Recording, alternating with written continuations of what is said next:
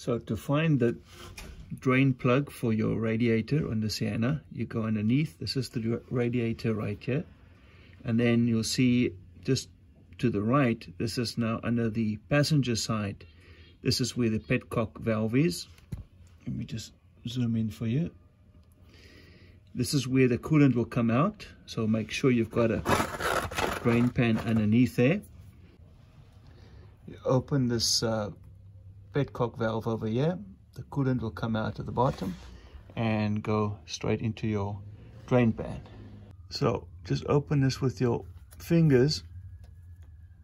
If it's hard to open, you can use a small pliers.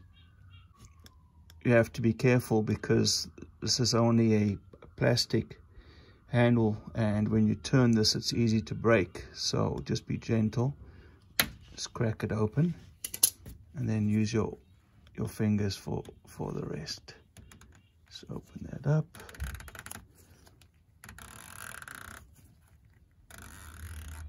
A few turns, and there's your coolant flowing right out. If you want your coolant to flow faster, you just open the radiator cap up top, and some of the air pressure will go down and make sure that your coolant is going to drain quicker than otherwise. To close it up again, only use your hand, never use pliers. There you go.